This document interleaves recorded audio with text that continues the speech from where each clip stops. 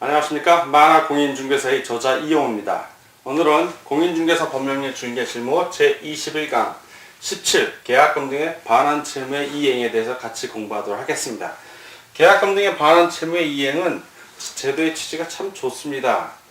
실무에서 이행은 별로 안 되지만 이 취지는 여러분들 민법 배울 때 매매 계약을 했는데 매매 계약이 중간에 무효 또는 해제 또는 취소돼 갖고 원상 회복하는 경우가 있습니다. 그 경우에 계약금들을 원만하게 돌려줄 수 있는 것을 제도적으로 보장해 주는 겁니다.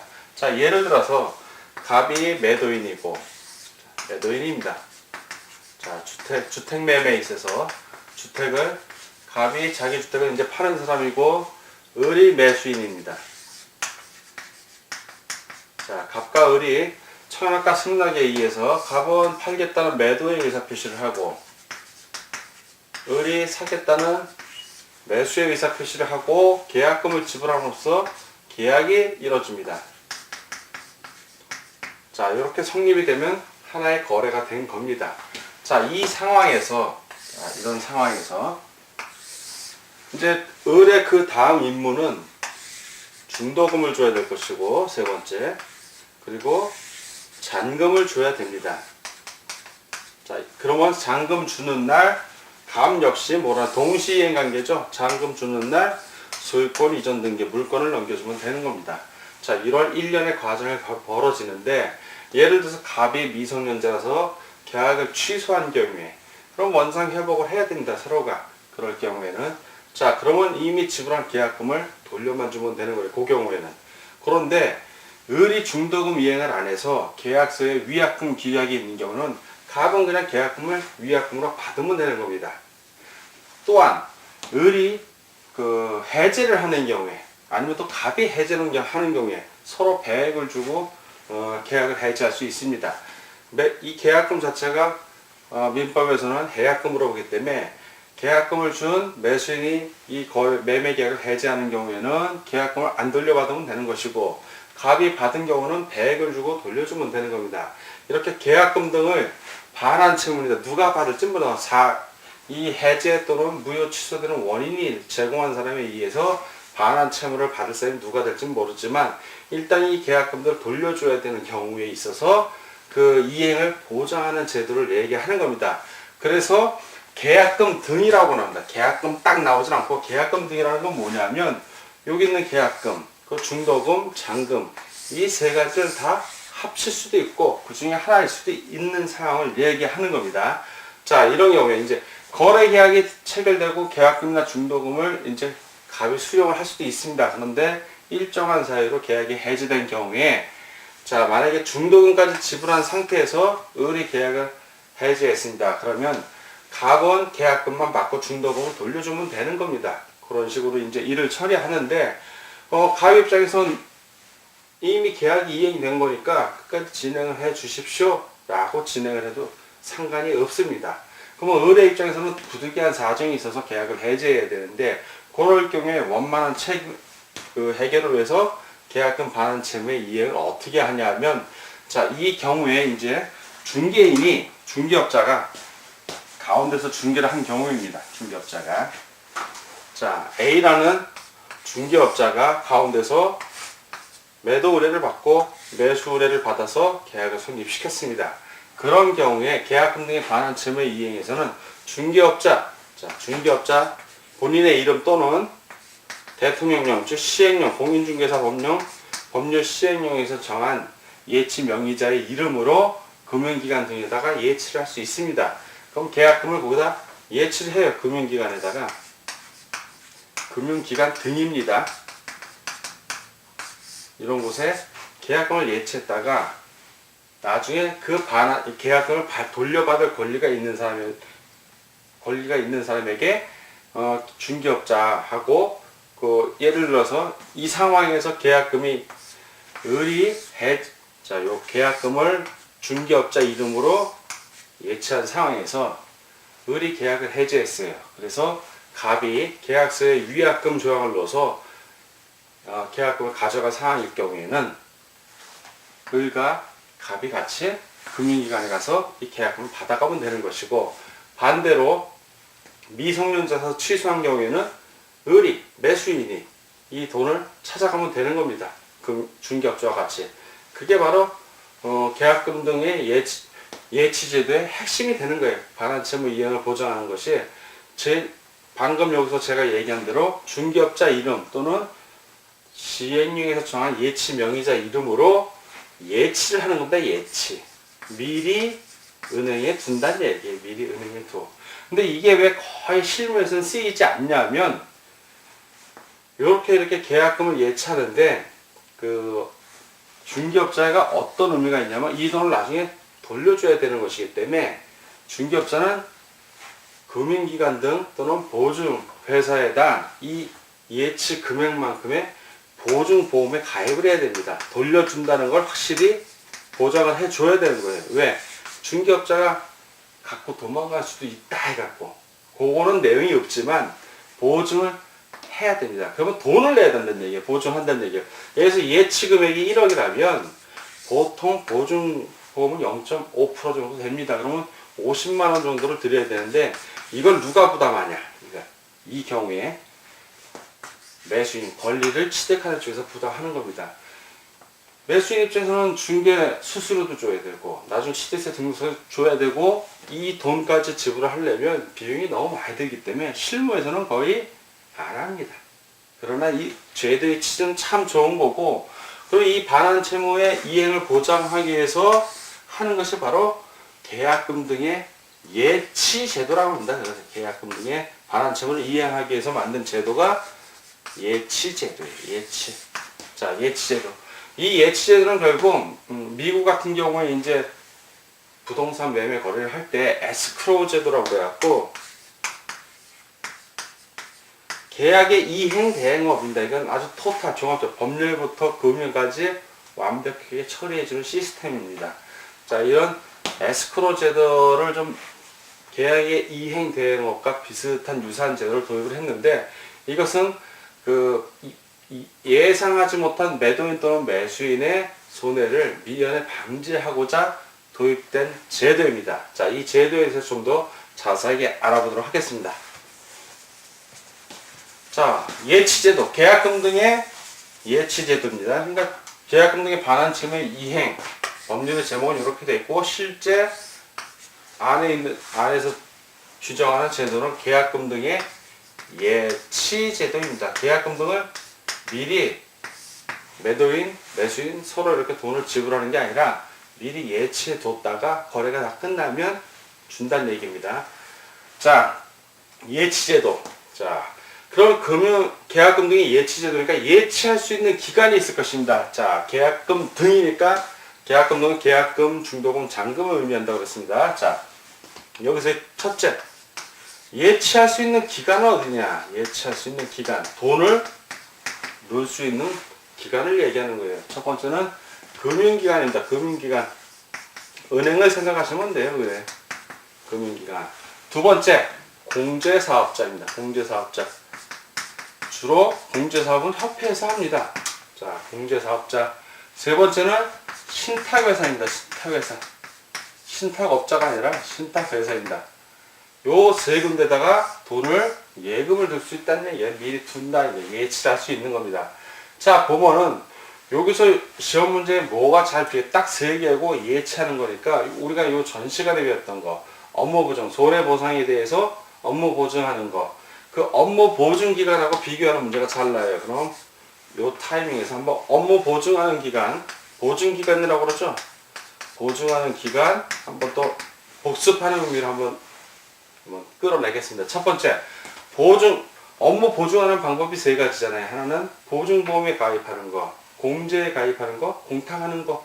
세 개 있기 때문에 꼭 그대로 써주면 돼요. 보증보험에 가입해야 되니까 그 기간은 보증보험 회사입니다. 자, 공제에 가입을 하니까 공제사업자고. 마지막으로 공탁입니다. 이건 주로 법원에 공적으로 돈을 맡긴다는 얘기예요. 그럼 여기서 보다시피 예치기간에는 이 신탁회사. 자, 신탁회사는 보증기간, 아니라는 걸 알 수가 있고, 자, 보증기간에 있어서는 이 공탁은 돈을 맡기는 거지, 거기서 돈을 예치하는 건 아니라는 겁니다. 자, 요거를 비교하기 위해서. 그리고 두 개 다 할 수 있는 사람은 누구다?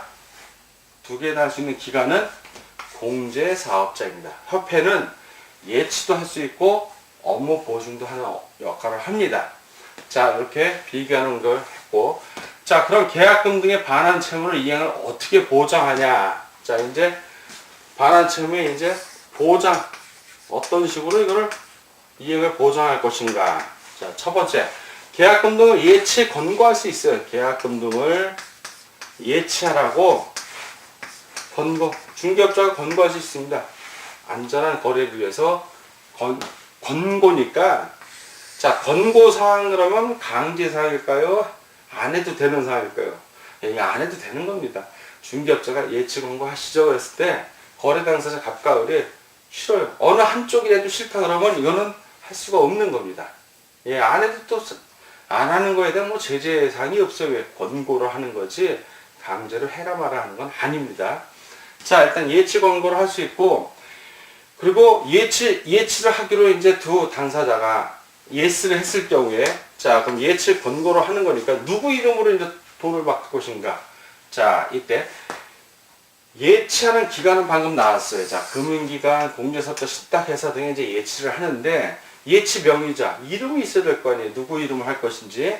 자, 그러면 그 예치 권고를 했을 때, 예스를 했을 때, 예치할 수 있는 명의자 이름, 매도인, 매수인 이름으로 할 수는 없어요. 왜? 서로가 그 안전한 거래를 위해서 제3자 이름으로 두는 거기 때문에. 그래서 예치 명의자는 제일 먼저 중개업자.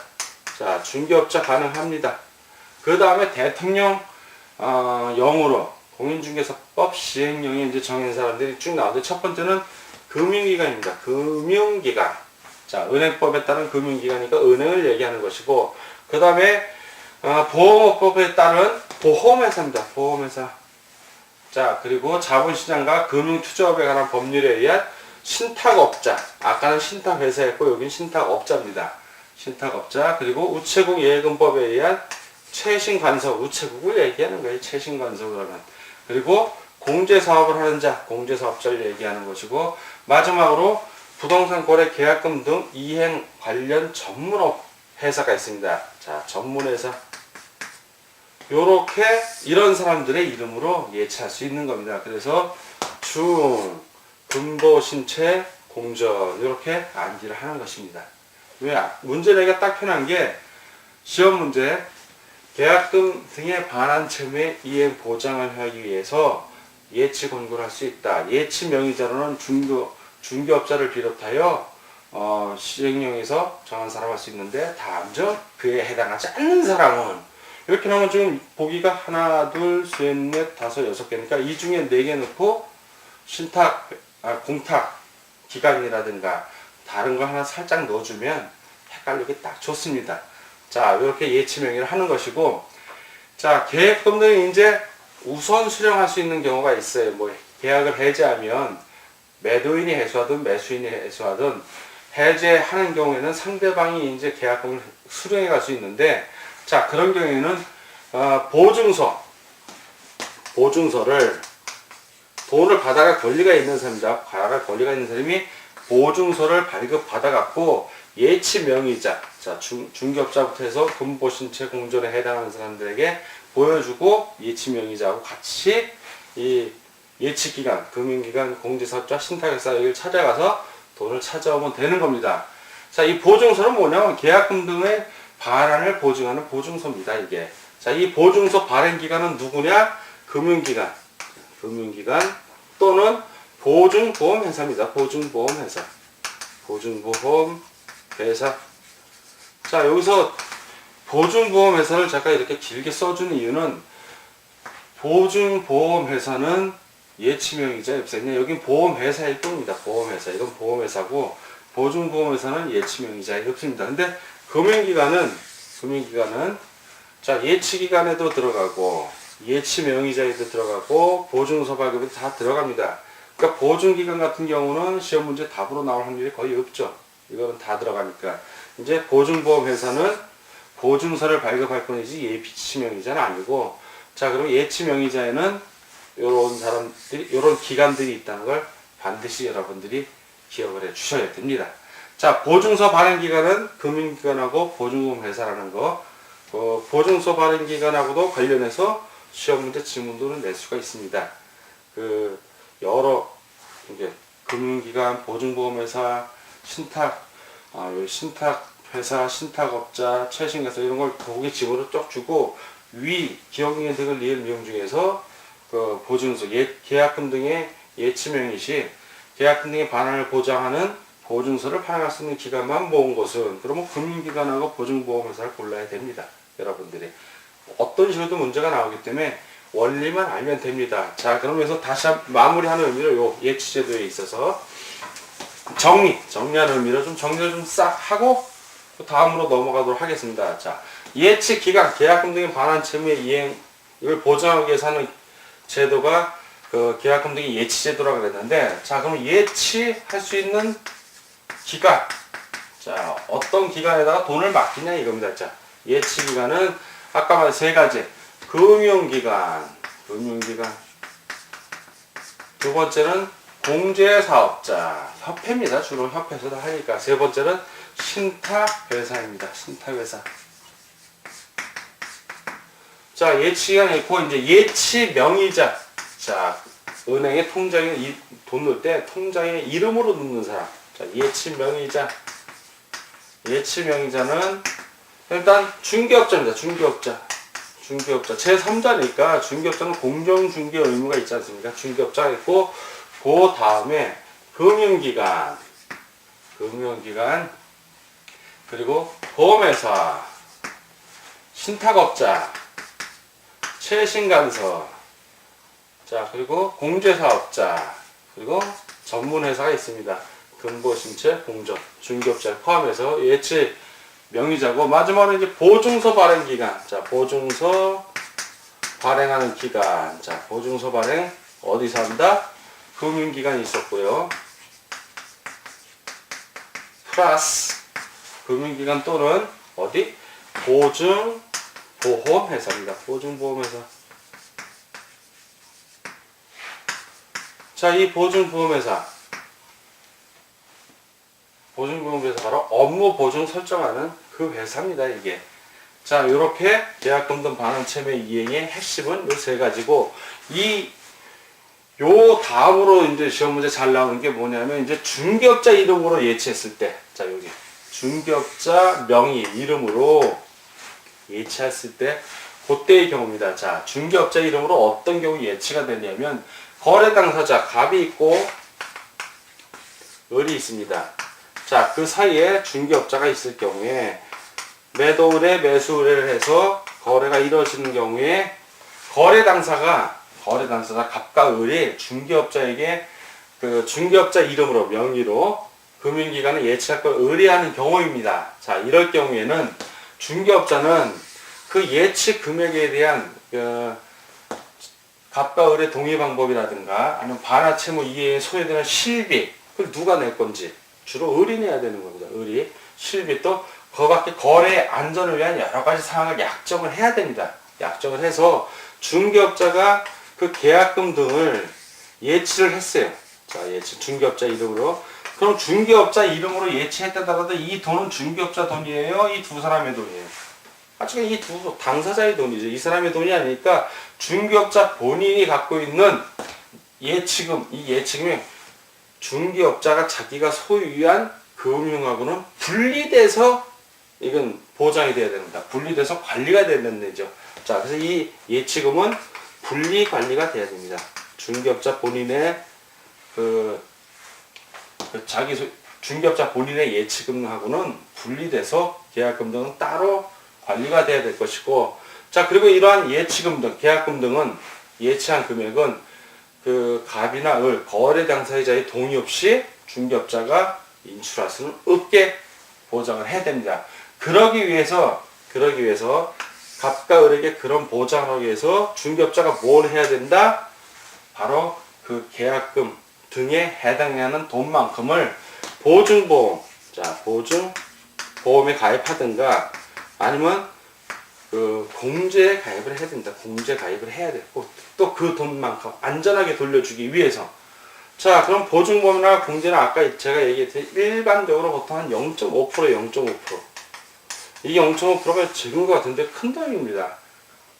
중개 수수료도 거의 한 0.5%, 0.4%이 정도 받거든요. 그러면 1억이면 50만 원이고, 만약에 이 계약금 등의 예치금에 2억이라면 이거 100만 원이에요, 100만 원. 중개업자가 그거 보증보험이나 공제 사업하는데 자기 돈으로 100만 원 들여서 하고, 그리고 2억짜리 집 중개 수수료 100만 원 받으면 남는 게 없잖아. 결국 그거는 당사자들이 지불을 해야 되는 거예요. 그러나 법에는 어떻게 되냐면 이러한 예치시 실비라고 그래요. 실비, 실제 소요된 비용 아니에요. 보증보험료나 공제료 이런 실비는 권리를 취득하려는 중개의뢰인, 매수인 또는 그 임차의뢰인이 지불을 합니다. 그러면 임차의뢰인 입장에서는 돈이 두 번 나가는 거예요. 중개수수료도 한 번 줘야 되고 이거는 공제 비용도 실비이기 때문에 드려야 되는 겁니다. 그래서 결국 이러한 돈들은 중개업자가 낸다 하더라도 나중에 구상권을 하거나 돈을 주지 않으면 예치할 수 없는 거예요. 결국은 실제 실무에서는 거의 이루어지지 않습니다. 그러나 여러분들이 꼭 알고 있으셔야 됩니다. 결국 이렇게 보증보험에 가입하거나 공제에 가입을 해서 그 관계증서 사본, 이때의 관계증서 사본은 손해배상을 위한 그 공제, 업무 보증하는 그 관계증서 사본이 아니라 요거 계약금 등에 대한 예치한 계약금 등에 대한 관계증서 사본, 그걸 보증한다는 사본을 매도인 매수인에게 교부해야 되는 겁니다.